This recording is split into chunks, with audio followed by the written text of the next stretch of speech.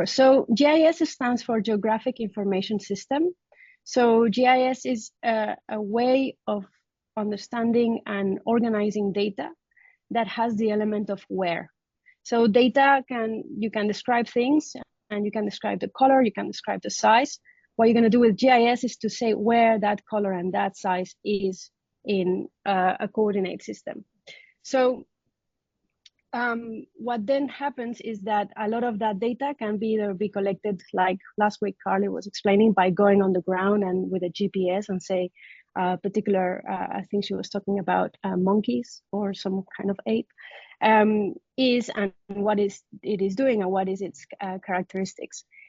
So another way of collecting this data is remotely, and that's where remote sensing comes into place.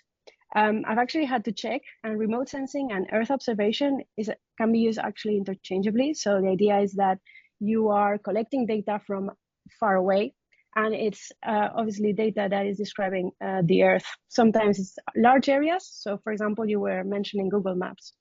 Google Maps, we use remote sensing data when we are looking at the satellite data that shows you what a particular area you're interested in, a city that you don't know, and you have to go from the train station to your hotel.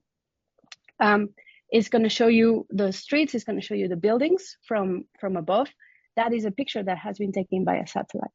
And then when you are willing to understand how you go from the hotel to the train station or vice versa, what you are doing is a GIS processing. It's called a network analysis. And what the GIS is doing there is analyze from this point to another point, what is the quickest way to go using the paths that already exist. In this case, either the streets or maybe the tube system, if there's a tube, or the bus system.